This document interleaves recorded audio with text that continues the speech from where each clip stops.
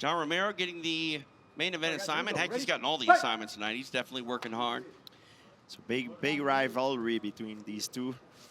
It's interesting. Yeah. They know each other's style, and they both believe that they improve more than their opponent since they fought before.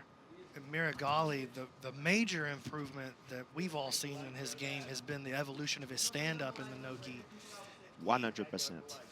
He's obviously known as one of the best gi players in the world, if not the best gi player in the world. But as when he first made his transition over to no-gi, it seemed like he was struggling with the stand-up portion of the game a little bit, the wrestling. The stand-up, also the leg lock is different because when you have a gi, you can, if someone attack you with attack your leg, you can use the gi and climb back on top of your opponent. And also the takedowns are very different when you don't have a gi. So he had to adapt to this, and he did a very good job. He's done an excellent job. That's really been some of his strongest work that he's done in some of his recent matchups. Yeah, we talk about the gi and no gi, and obviously the sports side, the spectators, they lean towards the no gi jiu-jitsu as far as the entertaining, product is concerned. But George, I'm curious, we see the gi is still very important to, make sure that you have the proper technique, and that carries over to the no-gi world as well. And also the gi, the first reason that most people start doing martial art or jiu-jitsu, it's because of self-defense. And in the street, everybody's wearing a gi. We all wear a t-shirt. We don't walk naked, So yeah, first you start as a self-defense, and then you change your training into a more competitive aspect, to no gi. You don't walk around without a shirt too much. Not in the winter in Montreal, right? No, absolutely not, especially when it's minus 20 degrees. You might have to come down to Alabama sometime, though. Bad idea. We're dumping them shirts off all the time. Oh, look at that. Oh, beautiful. Oh, nicely. That was a close one. Pena able to stay upright for the time being, but there's the sweep, and he's got him down to the hip. Beautiful work, and already has the leg. That's a good example of one of the things that he needed to adapt is the takedown. You see the way he scored that takedown, he elevate the legs. That's something that you don't see with the gi, but you see a lot in no gi. Some blood flown from the nose of Nicholas Meregali. And he's not happy. He said he punched me twice. But during the takedown, so excellent takedown by Meregali. During the takedown, Pena able to work himself over to that 50-50 using that just beautiful game that he has. Watch the hands. Don't do it again. Get a strong warning there from the referee. So now he's bleeding by the nose, and there's something to say about this now. If you bleed by the nose, it might affect your breathing because you have to constantly inhale you don't want the blood dripping, so it might affect his breathing, and if it affects his breathing, it might affect his stamina as well. So we'll see how it's going to play out. Action back underway. Felipe gets the sweep off of his 50-50 guard. And his game in that position is just so beautiful. He uses the 50-50 along with his preg trap to create sweeps, to create off balances, sometimes just to get back to the feet, but in this case to get to the top position. Time. 3 minutes have elapsed here in regulation. We're right here, okay, guys? We're going to get a restart here in the center of the mat. Back in the butterfly. Wrist control. One hand. He had the wrist here. Wait. That it was this one. Blood flown from the nose, obviously Ready? not something that Meregali is too happy about, but we'll see if that affects him here in the match. Yeah, and now the fact that he's playing bottom game now might, not be an advantage, but maybe the blood will not drip as much as if he would be on top. Right. He's going for a leg lock for the straight ankle. Gets into the ashi position. Nice grip on that leg. And straight ankle lock really making a comeback these days. Oh, yeah, and this is something that he have developed recently over the years, like the legs attack with his coach, John Danaher, who specializes in this. You know, even since the rise of leg locks, the heel hook has really been the king of the leg locks for the last couple of years. But this guy out of Poland named Mateusz Szaszyński, just an unbelievable straight ankle lock, and he's got a different method of doing it. And I thought that maybe Meregali was going to try to press for that style of straight ankle for just a moment.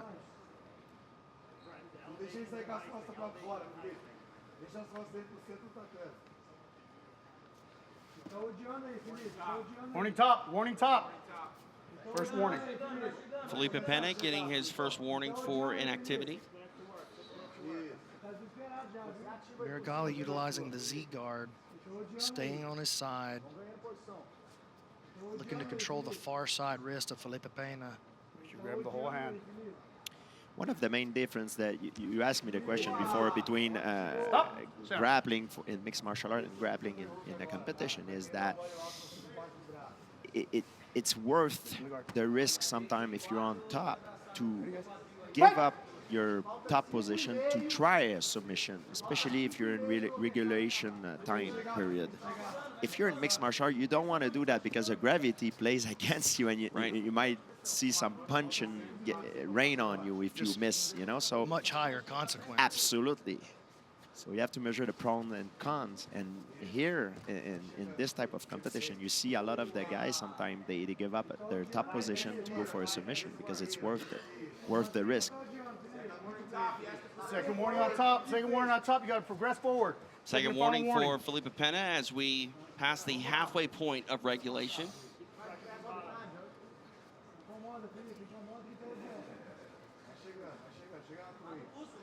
Pena's got to be careful here. He's not really pressing forward at all. Not looking, he's not switching sides. He's just kind of laying back in this mid-range.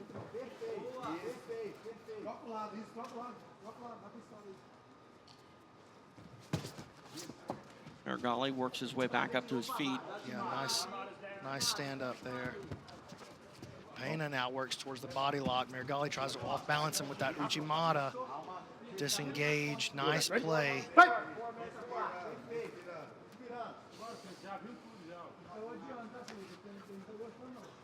Man, he went to hit him with that collar time. Pena stood there like a statue.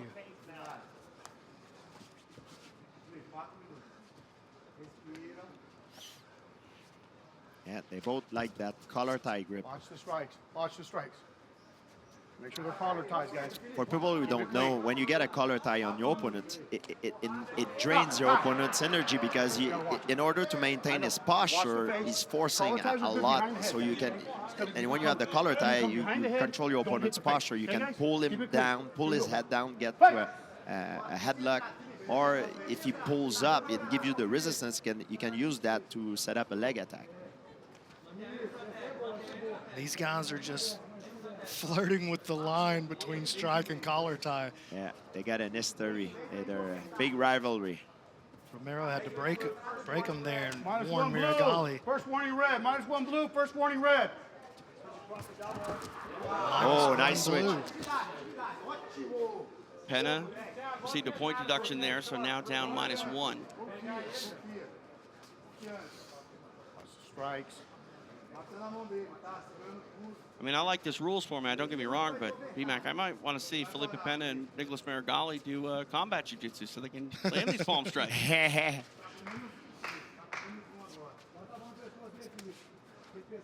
Definitely one of the slower paced matches that we've had of the evening. Second negative blue. Yeah, it second seems like warning red. they both negate each other. You know, they want to push the pace, but they negate each Takedown, other. guys. More than a hand And it fight. seems like they don't want to really take the risk because they both know that the other guy's so capable of winning with even a small mistake. Oh, now Pena pulls guard. Is that going to be his third negative? Yeah. That is surprising. I mean, that puts him way behind. He can't even tie the score with his takedown now. They haven't taken it away yet. I mean, I don't see how. If they took that There one it from is. Mickey Guard right pull. there. -1 for guard pull. Now -3, so Meregali in a great position as we head down the stretch. Final 2 minutes looking to of pass. regulation.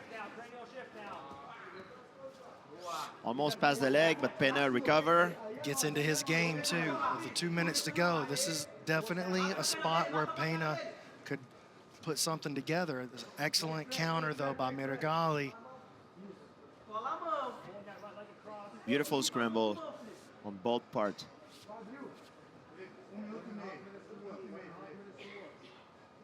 Meregali sitting back, weight Working, let's go, gentlemen. down Work. on the ribs of Felipe Pena.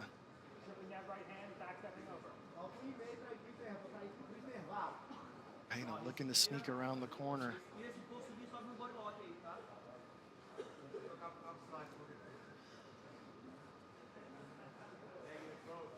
-1 both men, -1 both. Both lose a point there. Excellent work by Meregali. Navigated that so beautifully. Trying to Inside the pass. final minute. Moving around to north-south. He makes it through. Will he get it? Oh, wow. my. Beautiful. Pena push him away. But Meregali starting to wear on him, though. Here's that step out. Moves into that J-point position. Yeah, Meregali's putting a lot of pressure on Pena now. He wants that pin.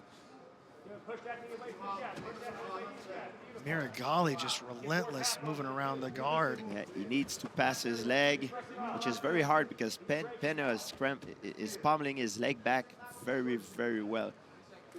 So Meregali cannot get a hold of Pena's body and to pin him. Need to pass the leg. Meregali needs to pass Pena's leg and hold the body in order to pin him. Final moments here of regulation. Time. There we go, 10 minutes in the books. Now headed to overtime, and the score, -4 for Felipe Pena, -1 for Nicolas Meregali. Take a look at some of the action. Trying to work this takedown is Meregali. And did eventually make this happen. And it was just a simple shot. He didn't have to change levels too much. He just made an aggressive movement, got contact with the head on the chest, and put Felipe Pena's weight onto his back leg, which made that near side leg lighter, got him into a single, and eventually got the trip. But it was this guard passing work from Meregali here towards the end of the match. Looked like Pena, maybe he's starting to fade. What do you think, George? Well, it's hard to say. Of course, he's spending a lot more energy than Meregali. 10 seconds, guys. I'm sure if we measure the gas tank, Pena spent a lot more energy, of course, but it's gonna be hard. It's hard to predict. You know what's gonna happen. You know, will Pena will go on his back again? I don't think so. I think they're gonna both fight for the top position now. Yeah, not willingly, you wouldn't think. Pena down being, with a score of -4 to -1. You would expect the urgency to try to even that out, to be top of mind for Felipe Pena. Let's go, center. And he's down 3. I mean, it's not like he's just down a little. He's Right. down a lot. Ready? Fight! It's going to take 2 scores for him to get back ahead, and he's got to make sure that he doesn't get a negative in the meantime. Meregali, though, going to have to be careful. Just the pace that he's playing, though, I don't think we're going to have to worry about it, but he's going to have to be careful to make sure he doesn't get a negative by trying to hold on to his lead. See, Meregali switches tactics a little bit. He's faking the legs and going for collar tie, which drain your opponent, because if you think he's going for your leg, you need to sprawl, and if he gets you in a collar tie, you have to straight yourself back up. So it creates a -1 dilemma blow. between defending the leg and not giving the headlock to your opponent. Another point deduction for Felipe Pena, now down 4, -5 to -1. And it hasn't really done anything to affect his approach to the match either. He's still taking steps backwards, just working a hand fight. You know, at the rules meeting, they said that points were going to be deducted for passivity, and true to their word, we've seen constant motivation for all of our athletes tonight to bring the action. And now -6. I think that's important for the sport moving forward as we try to find, the UFC, to their credit, working hard to try to find a rule set that works for both the athletes and the fans. Yeah. And it seems like there's no perfect rule set, because everybody adapts Right. to play with the rules, so to Yes. speak. But they're doing a great job, like event after event, they're getting better. They makes it better to a point that I'm sure they'll find the sweet spot, And it comes down to the fact that combat sports is a game, go. You have to have fight IQ, tactics. Stop, And, stop. oh, Oh my God. Well, it looked like he did it, perhaps deliberately. Yeah, it looked like he sort of took the Yeah, time off kind the of stage. jump outside, to perhaps get some few seconds to rest. I don't know. We'll have to see the replay, right? Yeah, Look yeah, at it. exactly. Yeah, he climbed. He kind of crawled off the stage. He climbed outside. He looked like he dropped a contact off the edge. We're going to start back with the leg picked up from behind here. Same leg. Let's go. and He gets his position back. You got to give him the leg. Pena being told he's going to have to give Meregali his position check. back, which might have been why he went for a walk around Yeah, the mat. so you're And yep. Give him the leg. Pick up the leg. Pick it up. Jonathan Romero having So wait. his hands full here trying to tell these guys how they're going to restart. Yeah, Man, he's done a wonderful job Yeah. as a referee tonight. I really feel like Give him he's your been a leg. big You're gonna and turn. also So now, you're gonna the be- more second he's that's gonna have spent the leg without that's- action, that's what Pena wants, because Pena looks very tired now. Yeah, and he's he resting. wants that rest in order to recuperate, So you to get the come leg. back, to have Yeah, a second he's gonna give push, you the leg right a now. second. He's Give trying the to leg. catch up Pick his it up. breath now. Pick it up at the thigh. So they need. Turn, hands up. Nope, turn, hands on the floor. Your hands are on the floor. Your hands are on the floor. Your hands are on the floor. Hands are on the floor. We're going to turn you. Your hands are on the floor. Both hands here. Both hands down. Both hands on the floor. Pena reluctantly getting into that position. He was on 1 foot and 2 hands. Man, you got to think at some Give point, him the man, leg. Pena. You have to give him the leg. I mean, I got to take another Let's point go. for him for delaying the action. Yes. And there's the position that Turn, Romero's trying to put him two hands back down. in. Yeah. 2 hands down. And Meregali said to the ref, he's just resting right now. -1. You have to listen to the position. Minus -1. one. Jonathan You're Romero. pulling away. You got to So wait till what we say happened now start. is that Felipe Pena refused to start Hands on the floor, finish in your leg, the give him the leg. position, and Now, hands that's on why the floor. he's losing point. Okay, here we go, guys. Ready? Ready? Fight! And now Good. Pena finds himself down -7 to -1. I mean, 3 minutes left. that was always going to be the outcome. I don't know why he fought it so hard to the point where he lost another point. Well, Meregali was saying that he was just resting, so maybe trying to get his win back? Stop! Well, it could be, Pena looked like he was more tired. Right. Maybe he took advantage of the situation to get his win back. Yeah. And that advantage goes by the wayside when you find yourself 6 points behind now because of it. And still moving backwards. Meregali just running a clinic on him with this single leg, basically. And What- you mentioned it, despite the point deductions, Pena's posture and motivation has never really changed throughout the entirety of this match. And one thing that Meregali is doing well in the standing position is that he's constantly threatening Oh, to go for beautiful. a leg. Look go at for that all the flow time. from Meregali all the way around to the back. Hook number 1. Pena blocking the second hook. There's the second hook. Now body triangle here for Nicholas Meregali. Meregali totally in control at this point. Yeah, he still have a lot of time. 2 minutes. I think he's going to get the finish. There it is. There's the trap. Oh, this is big trouble for Pena. Here's the isolation of the arm. He's going to let him under the neck. He quits. Wow. Oh, Nicholas my goodness. Meregali able to get the win in our main event. Really in control of this one throughout. Felipe Pena lost points, and ultimately I think he lost his will after he found himself down by so much. Yeah, it looks like he mentally gave up, Big win for Nicholas Meregali. To make this one official, we go to Justin Bernard.